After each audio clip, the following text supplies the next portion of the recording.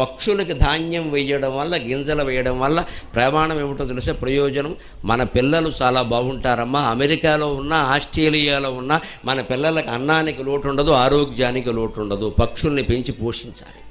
ఇంట్లోకి రానివ్వకూడదు. మళ్ళీ అందులో తేడా. పావురాలను ఇంట్లోకి రానివ్వకూడదు.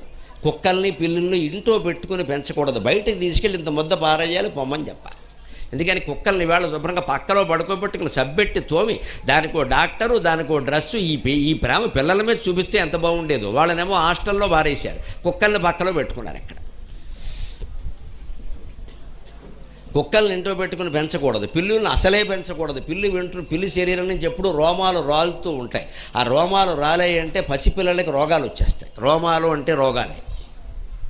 పావురాళ్ళు ఇంట్లోకి వచ్చాయి అంటే రెక్కలు ఊడిపడతాయి. ఆ రెక్కల వల్ల క్యాన్సర్ కూడా వస్తుంది. కానీ మనం దూరం పెట్టక్కల. అవి ఎక్కడో ఉంటాయి. వాటి కింద గింజలు బారేసేది